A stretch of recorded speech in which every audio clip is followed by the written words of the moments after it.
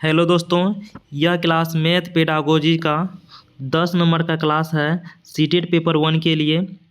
और जितने भी दोस्त सीटेट की तैयारी करते हैं यूट्यूब के मेरे चैनल के प्लेलिस्ट पे जाइएगा और सभी वीडियो को देख लीजिएगा ताकि आपका जो पढ़ाई है वह मजबूत हो जाए एग्ज़ाम के लिए।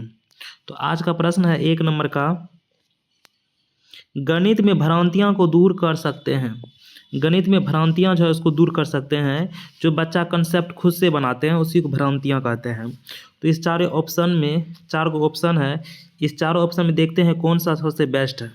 इसका पढ़ते हैं दोस्तों। कलन विधि को दोबारा प्रदर्शन करके हम लोग जानते हैं जिस ऑप्शन में कलन विधि आ जाते हैं वो आंसर सही नहीं होता है। बहुत सारे प्रश्नों के अभ्यास और ड्रिल से हम लोग जानते हैं जिस ऑप्शन में अभ्यास और ड्रिल आ जाते हैं वो ऑप्शन सही नहीं होता है। एक ही तरह के प्रश्नों को बनाकर और उनको कई बार दोहराकर, तो ये राइट आंसर नहीं है। जब बच्चे के पास भ्रांतियां हैं अगर हम लोग उसको दूर कर सकते हैं तो उसका एक ही विधि है। बच्चे को उदाहरण देंगे और गैर उदाहरण दोनों देख के बच्चे को पढ़ाएंगे ताकि बच्चे के पास जो भ्रांतियां हैं वह ख़त्म हो जाए। बच्चों को उदाहरणों और गैर उदाहरण में देना चाहिए। बच्चों को उदाहरण देना चाहिए और गैर उदाहरण देना चाहिए ताकि बच्चे के पास जो कन्फ्यूजन है, मिसकंसेप्शन है, भ्रांतियां हैं वह दूर हो जाए। इसका राइट आंसर 1 नंबर के साथ दोस्तों लॉक हो जाएंगे। अगर वीडियो पसंद होगा तो लाइक और सब्सक्राइब कर लीजिएगा। नेक्स्ट प्रश्न पढ़ते हैं। 2 नंबर का प्रश्न है, बहुत आसान प्रश्न लिए हैं, पढ़ते हैं तब। राष्ट्रीय पाठचर्या रूपरेखा 2005 के अनुसार निम्नलिखित में से कौन सा बच्चों की विचार प्रक्रिया के गणितीयकरण के अर्थ की सर्वाधिक उपयुक्त व्याख्या करता है। देखिए, जितना भी बच्चा है सभी के बच्चे की सोच को क्या है, हम लोग को गणितीयकरण करना है। बच्चे के सोच को गणितीयकरण करना है। सीटेट ये कहता है कि बच्चे के जो सोच है उसको आप गणितीयकरण कर दीजिए। तो कैसे किया जाए गणितीयकरण उसके बारे में दिया हुआ है और इस चारों ऑप्शन में जो सबसे बेस्ट होगा वही राइट आंसर होता है। बहुत सारी गणित जानना और बच्चों की विचार प्रक्रिया का गणितीयकरण क्या इस विधि से करना है? नहीं। गणित में अनेक प्रश्नों को हल करने से बच्चे की विचार प्रक्रिया का गणितीयकरण हो जाएगा। क्या यह बात सही है? नहीं। संख्याओं और उन पर प्रक्रियाओं का ज्ञान बच्चों की विचार प्रक्रिया का गणितीयकरण है? नहीं। इसका राइट आंसर है 4 नंबर, क्योंकि बच्चे यहाँ दैनिक जीवन से जुड़ रहा है, बच्चा अपना अनुभव साझा कर रहा है। तो पढ़ते हैं 4 नंबर। गणित को बच्चे के जीवन अनुभव का और दैनिक जीवन की बातचीत कर का एक अंश बनाना बच्चे की विचार प्रक्रिया का गणितीयकरण है। जब बच्चे के जीवन से जोड़ के पढ़ाते हैं, दैनिक जीवन से जोड़ के पढ़ाते हैं और जिसमें बच्चा अपना अनुभव साझा करते हैं वो आंसर राइट होता है। तब बच्चे के जीवन के अंश जो है, जीवन के अंश यानी कि दिन प्रतिदिन के जीवन से जोड़ के बच्चे के जब पढ़ाते हैं उसे कहते हैं गणितीयकरण करना। तो इसका राइट, बच्चा अपना अनुभव साझा कर रहा है जीवन का और अपना जीवन के अंश को दे रहा है, दिन पर दिन के अंश जो है उसको। तो इसका राइट आंसर 4 नंबर। इस चारों ऑप्शन में 4 नंबर ऑप्शन सबसे बेस्ट है। नेक्स्ट प्रश्न पढ़ते हैं। ये प्रश्न है 3 नंबर का। एक कक्षा में अधिकांश छात्र कहते हैं कि 270 है और 34 है, इसको जोड़ना है।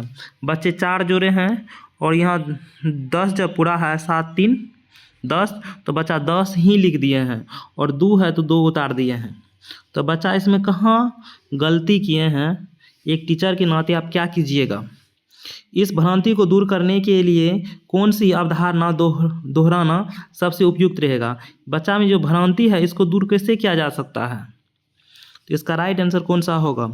3 अंक की संख्याओं का योग उसको देना चाहिए। अगर बच्चे की ऐसे ही 5-10 हिसाब दे देंगे तो उसी को कलन विधि कहते हैं। जैसे आजकल गूगल में पढ़ाते हैं बच्चे को एक पेज जोड़ घटाव गुना भागा दे देते हैं बनाने के लिए, वही है कलन विधि। एक ही तरह का हिसाब जब देते हैं बच्चे को, तो हम लोग को ऐसा नहीं करना है। सीधी गिनती, बच्चे गिनती कराएंगे नहीं। 3 अंकों वाली संख्याओं का स्थानीय मान नहीं। इसका यहाँ जोड़ का काम हो रहा है ना, तो जोड़ वाला चीज़ देंगे बच्चे को। जोड़ने के समय पुनर्समूहीकरण, बच्चे को पुनर्समूहीकरण करने देंगे बच्चे को जोड़ के नियम का। तो इसका राइट आंसर 1 नंबर के साथ लॉक हो जाएंगे। नेक्स्ट प्रश्न पढ़ते हैं। 4 नंबर का प्रश्न है, इनमें से कौन सा अभ्यास सबसे उपयुक्त रूप से यह दर्शाएगा कि आपके छात्रों ने अज्ञात जिसको कहते हैं, जिसको अज्ञात नहीं है, अज्ञात है, राशियों का अनुमान लगाने का कौशल अर्जित कर लिया है। तो बच्चा कौन सा इस चारों में से ऐसा काम करेगा कि जिससे पता चल जाएगा बच्चा अज्ञात काम को अर्जित कर लिया है। पैमाने का उपयोग करके रस्सी की लंबाई, बच्चा रस्सी की लंबाई, तो रस्सी उसके हाथ में है तो रस्सी ज्ञात चीज़ है ना, तो ये राइट आंसर नहीं होगा। दशमलव संख्या का निकटतम करना, तो बच्चा दशमलव संख्या उसके पास है ना, ये नहीं होगा। 1 वर्ष में रविवारों की संख्या का अनुमान लगाना, बच्चा अनुमान लगा लेगा, इससे नहीं होगा। इसका राइट आंसर है 3 नंबर। पार्टी आयोजित करने की संभावित कीमत लगाना, जैसे पार्टी आयोजित करना है उसमें कितना रुपया पैसा लगेगा, ये ज्ञात नहीं ना है, तो इसका अज्ञात वाला, ये इसका राइट आंसर 3 नंबर के साथ लॉक हो जाएंगे। अज्ञात है तो अज्ञात वाला ही चीज देंगे। नेक्स्ट प्रश्न पढ़ते हैं। 4 नंबर प्रश्न ये कर चुके हैं। नेक्स्ट प्रश्न 5 नंबर का प्रश्न है, निम्नलिखित में से कौन सा अभ्यास सर्वाधिक उपयुक्त तरह से दिखाता है कि आपके छात्र ने अज्ञात राशि का अनुमान लगाने का कौशल विकसित कर लिया है। तो बच्चे को ऐसा कौन सा काम देंगे, पढ़ते हैं। अज्ञात राशि का भी अनुमान इसमें भी लगाना है, तो चारों ऑप्शन है, पढ़ते हैं चारों ऑप्शन को। मनोगत 2 संख्याओं को जोड़ने और सन्निकट उत्तर देना, सन्निकट उत्तर होता है नज़दीक वाला उत्तर देना, ये नहीं होगा। इंची टेप का उपयोग करते हुए एक मेज की लंबाई मापना, देखिए इंची टेप कहाँ है, बच्चे के हाथ में ना है, तो अज्ञात चीज़ है कहाँ, उसके पास आ गए तो ज्ञात चीज़ हो गया ना। आपकी कॉलोनी के बच्चे की लगभग संख्या, तो आपके बच्चे की लगभग कॉलोनी की संख्या बताना, बच्चा बता देगा क्योंकि बच्चा उस कॉलोनी में रहते हैं, उस टोली में बच्चा रहते हैं, तो ये नहीं होगा। जब बच्चे को अज्ञात चीज़ क्या है, यहाँ पे इसका राइट आंसर 3 नंबर है, पृथ्वी और सूर्य के बीच सन्निकट दूरी का अनुमान लगाए। पृथ्वी और सूर्य के बीच की दूरी कितना है, इसका बोलता अनुमान लगाए, क्यों अज्ञात है ना, इसलिए ये सब ज्ञात चीज़ है। इसका राइट आंसर 3 नंबर के साथ लॉक हो जाएंगे। नेक्स्ट प्रश्न पढ़ते हैं। 6 नंबर का प्रश्न है, राजलक्ष्मी कंचों का खेल रही थी, ठीक है, वह खेल में 6 कंचे हार जाती है, ये बात सही है, और अब उसके पास 8 कांचे बचे हैं, ये बात भी सही है। तो उसने कितने कांचे के साथ खेल शुरू किया है, तो बच्चा क्या करेगा, जो कांचा हारे हैं जो उसके पास है उसको क्या करेगा, जोड़ेगा ना। जो कांचे हार चुके हैं, जो कांचे मेरे हाथ में बचे हुए हैं उसको जोड़ना है, तो जोड़ने का काम कहाँ हो रहा है,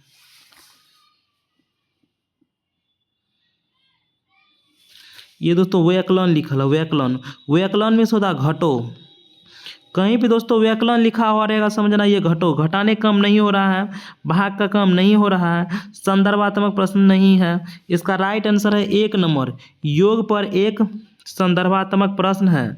इसमें बच्चा एक्टिविटी कर रहा है ना, बच्चा एक्टिविटी किया, कांचे इसके पास है, जो कांचे हारे हैं 6 उस भी दूसरे साथी के पास होंगे, तो ये एक्टिविटी है, तो क्या है, इसका राइट आंसर है 1 नंबर के साथ लॉक हो जाएंगे। 4 ऑप्शन ऐसे ही रहेगा सीटेट में, जो ऑप्शन सबसे आपको बेस्ट लगेगा उसमें टिक लगाइएगा। पेडागोजी में आंसर कोई फिक्स नहीं होता, इसका आंसर यही होगा, जो आंसर सबसे बेस्ट होता है वो राइट आंसर होता है। नेक्स्ट प्रश्न पढ़ते हैं। निम्नलिखित में से कौन सा पोलिया के समस्या समाधान के प्रतिरूप का कारण चरण नहीं है, इसमें इसका चरण नहीं होगा, कौन सा इसका चरण नहीं हो सकता है, समस्या को समझना ये चरण है, पुनः जांच, ये भी चरण है, चेक करना है ना, फिर पुनः जांच कर सकते हैं ना। योजना की युक्ति निकालना, योजना बनाना, ये बात सही है, लेकिन हम लोग जानते हैं जिस ऑप्शन में कलन विधि और याद करना आ जाते हैं, रटंट याद आ जाते हैं, बच्चे को डराना धमकाना हतोत्साहित आ जाते हैं, बच्चे को डराना धमकाना हतोत्साहित मारना पीटना कठोर जिस ऑप्शन में आ जाता है वो ऑप्शन कभी भी सही हो नहीं सकता है। या गलत है तो गलत का गलत ही आंसर होगा ना। राइट आंसर 2 नंबर के साथ लॉक हो जाएंगे। नेक्स्ट प्रश्न पढ़ते हैं। अब 8 नंबर का प्रश्न है, निम्नलिखित में से कौन सा प्राथमिक विद्यालय की समस्या समाधान का भाग नहीं है। नहीं रहेगा तो उसको घेर लीजिएगा, इसमें नहीं है। सी लेसन बच्चों को पढ़ाएंगे, भिन्न के बारे में बच्चों को पढ़ाएंगे। नियमित द्विविमीय आकृति, नियमित द्विविमीय आकृति किसको कहते हैं? त्रिभुज को कहते हैं, आयत को कहते हैं, आयत को कहते हैं, वर्ग को कहते हैं। किसको नहीं कहते हैं? ये दोस्तों घनाभ बना रहे हैं, ये बनाए हैं घनाभ। घनाभ में ये 3D वीडियो हो गया, 3D ये हो गया ना, तो ये नहीं है द्विविमीय, ये 3विमीय आकृति है।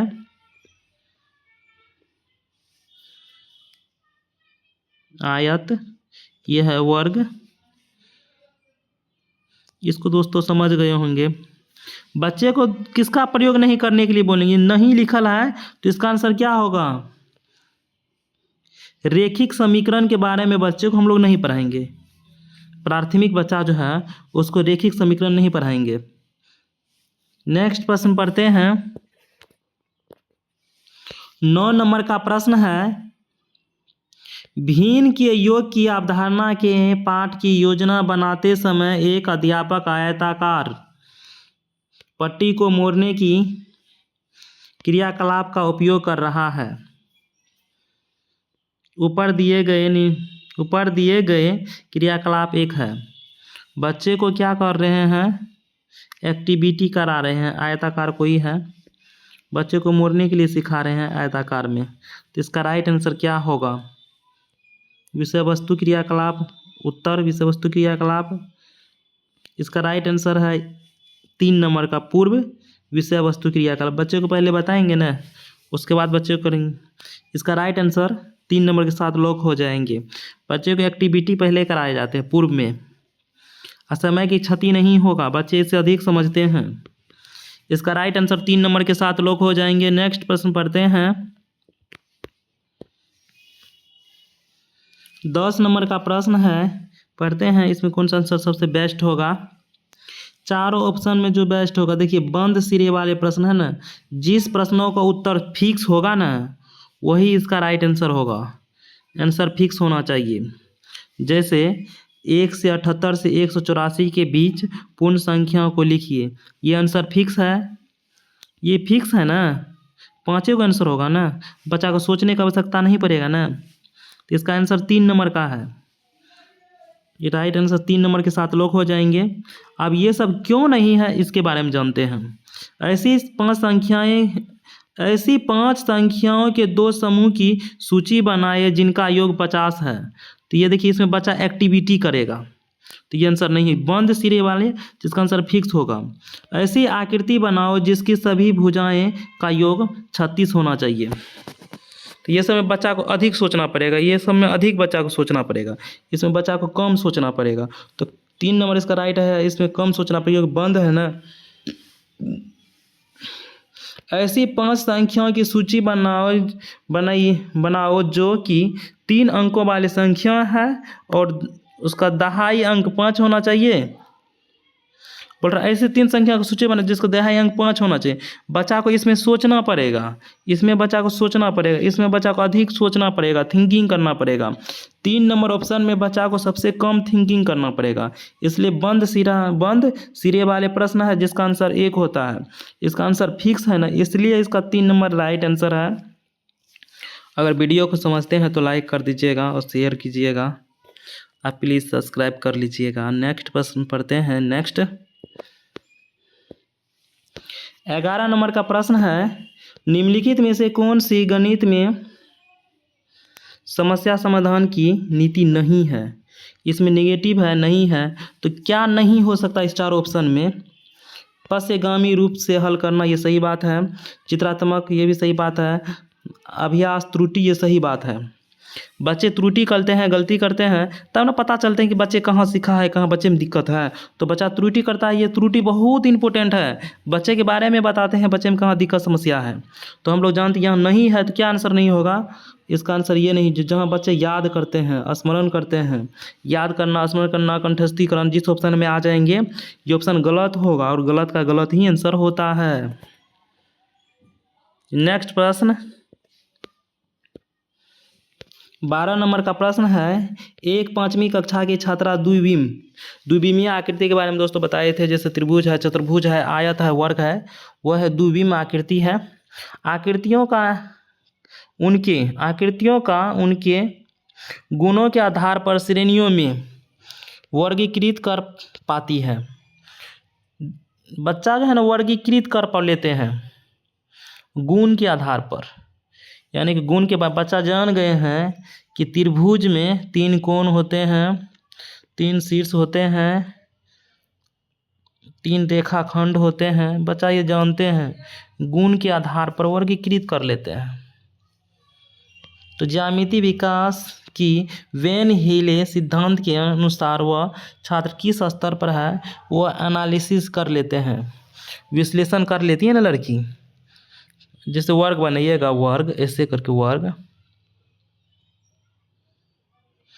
ये वर्ग है, समझने की कोशिश कीजिएगा।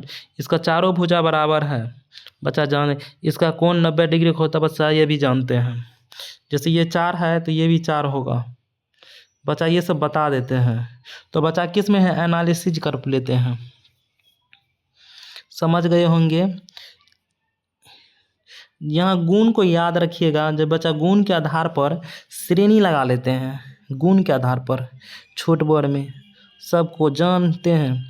गुण के आधार पर श्रेणी लगा रहा है, इसलिए इसमें है एनालिसिस में। इस बात को इतना आप लोग अभी याद रखिए, और आगे जाएंगे तो और लोग पढ़ेंगे। अभी इतना ही समझिए, नहीं तो कन्फ्यूजन में पड़ जाइएगा। इसलिए जितना पढ़ाते हैं उतना ही पढ़िए। यहाँ गुण के आधार पर बच्चा श्रेणी में लगा रहा ना, इसलिए एनालिसिस में है। और ये सब के बारे में पढ़ेंगे, अभी नहीं पढ़ना है, आगे पढ़ेंगे। नेक्स्ट 13 नंबर का प्रश्न है, प्राथमिक स्तर पर बच्चे दी गई आकृतियों को उनकी दिखावट के आधार पर, इससे पहले किस गुण के आधार पर था, तो एनालिसिस में था। आपके पास जो दिखावट के आधार पर वर्गीकृत करने में समर्थ है। बच्चा देख के वर्गीकृत कर लेते हैं। ये त्रिभुज है, 3 कोण है, तो इसको 3 ही कोण के पास रखेंगे, चाहे ये छोटा हो बड़ा हो, उससे कोई मतलब नहीं है। देख कर क्लासिफिकेशन करके वह बेन हीले ज्यामिति तर्क के सिद्धांत अनुसार बच्चे कौन से स्तर पर है। ये बच्चा है विजुअलाइजेशन में है, दृश्यीकरण में। बच्चा देख करके, जैसे त्रिभुज है गोल, ये त्रिभुज है ना, ये गोलाकार है, विरित है। जो दोस्तों गोल होते हैं वे विरित होता है। ये जिसमें 3 कोण है त्रिभुज है, ये गोलाकार है, विरित है, तो बच्चा विरित के पास रखेगा।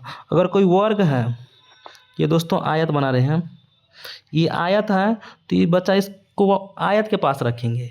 अगर जैसे बिस्कुट है जो दोस्तों बिस्कुट, वो आयत के जैसा होता है। जब बच्चा बिस्कुट देखेगा तो बच्चा बताएगा हाँ ये आयत है। देख के बच्चा नाम जानते हैं। विजुअलाइजेशन में जो बच्चा है दोस्तों, वह नाम जानते हैं, लेकिन इसके गुण के बारे में नहीं जानते हैं। गुण के बारे में नहीं पता होता बच्चे को, बस वो देखते हैं हाँ, और नाम भी बता देगा, ऐसा नहीं है। लेकिन बच्चे में गुण का विकास नहीं होगा दोस्तों, इस बात को याद रखिएगा। बच्चे इसके गुण को नहीं जानते हैं। इसमें 4 भुजा है, इसका प्रत्येक कोण 90 डिग्री का होता है, आमने सामने के भुजा बराबर होते हैं, ये सब बच्चा नहीं जानता है।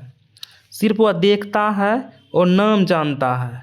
अब क्यों ऐसा है, क्यों का बच्चा जवाब नहीं दे पाएंगे, तो बच्चा इसमें होगा, दिखावट के आधार पर इसमें होगा। अगर यही गुण के आधार पर आता तो एनालिसिस में हो जाता। इस बात को याद रखिएगा। अब एक बात, ये आयत है, ठीक, यहाँ बनाते हैं वर्ग। ये वर्ग है, समझिएगा। जिस दिन आपको बच्चा ये बोल देंगे ये आयत जो है वर्ग हो सकता है, वर्ग जो है ये वर्ग आयत हो सकता है, ये वर्ग है ना दोस्तों, ये आयत हो सकता है। जिस दिन बच्चा बोलेंगे यानी कि रिलेशन वाला काम करेंगे, रिलेशनशिप वाला, उस हम इसमें बच्चा आ जाएंगे रिलेशनशिप में 2 नंबर में। तो बच्चा इसमें रिलेशन नहीं बना रहा है, बच्चा आपको डायरेक्ट बोल देगा ये आयत है, ये वर्ग है, ये आयत हो सकता है, लेकिन आयत जो है वर्ग नहीं हो सकता है। जिस दिन बच्चा एक दूसरे संबंध बनाना चालू कर देते हैं एक आकृति से दूसरे आकृति में, उस दिन बच्चा इसमें आ जाएंगे। और बच्चा इसमें खाली नाम जानेगा, भी दृश्यकरण बच्चा नाम जानेगा, गुण के बारे में नहीं पता। इसमें एनालिसिस में बच्चा गुण के बारे में जान जाते हैं और इसमें बच्चा संबंध बनाना चालू कर देते हैं। संबंधनात्मक चरण में बच्चा संबंध बनाना चालू कर दे। इसमें अगर इसमें संबंध बनाता कि एक वर्ग एक आयत हो सकता है तो इसका आंसर ये हो जाता 3 नंबर का। लेकिन बच्चा अभी क्या कर दिखावट के आधार पर ना, तो इसलिए विजुअलाइजेशन। तो दोस्तों इसको बढ़िया समझिएगा, सीटेट में प्रत्येक बार पूछे जाते हैं। बेन हिले ज्यामितिक तर्क का सिद्धांत दिया है, चरण के 5 को सिद्धांत, इसको याद रखिएगा। नेक्स्ट प्रश्न पढ़ते हैं। दोस्तों समझ गए होंगे, दिखावट के आधार पर है, बच्चा देख करके जो त्रिभुज है उसको त्रिभुज के पास रखते हैं। कोई वस्तु की जो गोलाकार वस्तु है वृत्त, बच्चा नाम बता देगा क्यों है, क्योंकि जब बच्चा गुण के बारे में नहीं जानेंगे, बच्चा केवल देख के क्लासिफिकेशन कर पाते हैं और कुछ भी बच्चा नहीं कर पाएंगे। और जिस दिन इसके गुण के बारे में बता देंगे बच्चा एनालिसिस में आ जाएंगे, और जिस दिन रिलेशन बना लेंगे बच्चा उसमें रिलेशनशिप में बच्चे आ जाएंगे। तो इतना बात आपको याद रखना है। नेक्स्ट प्रश्न पढ़ते हैं। 14 नंबर का प्रश्न है, दृष्टिबाधित है बच्चा देख नहीं पाते हैं, बच्चा देख नहीं पाते हैं तो बच्चा छू सकता है, छू के पढ़ेगा ना। दृष्टिबाधित बच्चा है तो छू के पढ़ेगा।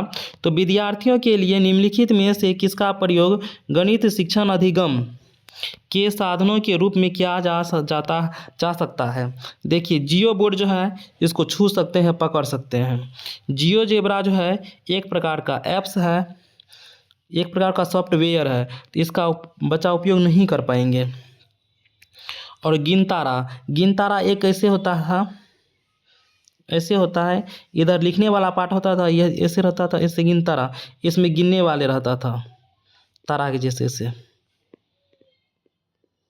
इसको गिनते थे बचपन में सबको, इसको कहते गिनतारा। यहाँ होता था लिखने वाला, चिकनी मिट्टी का बना हुआ था, यहाँ लिखने वाला होता था, कूट वाला जिसको स्लेट कहते हैं, यहाँ लिखने वाला, यहाँ गिनने वाला, इसी गिनतारा कहते हैं। तो इसका दृष्टिबाधित बच्चे के लिए उपयोग में आ सकता है 1 नंबर और 3 नंबर। इसका राइट आंसर 1 नंबर के साथ लॉक हो जाएंगे। नेक्स्ट प्रश्न पढ़ते हैं। 15 नंबर का प्रश्न है, छात्रों की आंकड़ों के संग्रहण की एक समझ के आकलन के लिए सर्वाधिक उपयुक्त रचनात्मक कार्य है। बच्चा सबसे अधिक किस में समझेंगे? पहले दोस्तों प्रोजेक्ट के बारे में आप लोग जान लीजिए। बच्चे को एक पेपर दिए जाते हैं, सादा पेपर, बोलते हैं कि पौधा कैसे अंकुरित होते हैं उसका फिगर बना। बच्चा पहले बीज बनाएंगे, उसको छोटा पौधा बनाएंगे, यहाँ पे बड़ा पौधा बनाएंगे बच्चे। या बीज कैसे अंकुरित होता है उसके बारे में यहाँ दर्शाया गया है। तो इसी कहते हैं, बच्चा को प्रोजेक्ट दिए जाते हैं कुछ वस्तु, बच्चा को बोला जाता है कि जाइए आप कंप्यूटर बना के लाइए के आइएगा घर से कंप्यूटर। तो बच्चा कंप्यूटर बना के लाए, तो बच्चा जेसीबी जो होता है, जेसीबी मिट्टी खुनने वाला जेसीबी, बच्चा घर से जेसीबी बना के लेकर आते, उसी कहते हैं प्रोजेक्ट। और सर्वेक्षण, उसमें जांच पड़ताल करते हैं। तो बच्चा इसमें अधिक एक्टिविटी करेगा ना। प्रोजेक्ट होता है परियोजना, बच्चे कोई वस्तु देता है, बोलता है उसको घर से बना के लेकर आइएगा। जैसे बच्चे को बोलिएगा कि जाइएगा वस्तु दे दीजिए कोई, बोले इसे फिल्टर बना के लाइए क्या आइए जिससे पानी साफ होता है। तो बच्चे घर पे जाएंगे, प्रोजेक्ट बना के लेकर आते हैं स्कूल, फूल बना के कोई लेकर आते हैं, कोई जेसीबी बना के, कोई कंप्यूटर, कोई लैपटॉप बना के लेकर आते हैं, उसी का जो प्रोजेक्ट उसका सर्वेक्षण। तो सबसे ज़्यादा इसमें एक्टिव बच्चा किस में है? 3 नंबर ऑप्शन में, भूमिका अभिनय। इससे बेहतर ये वाला है 1 नंबर का यहाँ पर दोस्तों अगर पर्यावरण का बात होता है, ये पर्यावरण अगर पेडागोजी होता तो भूमिका वाला ये भूमिका अभिनय सही होता। या मैथ का पेडागोजी, इसका राइट आंसर 3 नंबर के साथ लॉक हो जाएंगे। वर्ग पहेली, पहेली के बारे में कक्षा में विचार विमर्श, इस चारों ऑप्शन में बेस्ट है 3 नंबर का। अगर दोस्तों वीडियो पसंद आया होगा तो लाइक कर दीजिएगा और सब्सक्राइब कर लीजिएगा। और दोस्तों सीटेट का जो बैच है ख़त्म होने वाला है, ख़त्म नहीं हुआ है। आप मेरे यूट्यूब के प्लेलिस्ट पर जाकर आप सभी वीडियो को देख सकते हैं और अपने पढ़ाई को मजबूत बना सकते हैं। धन्यवाद।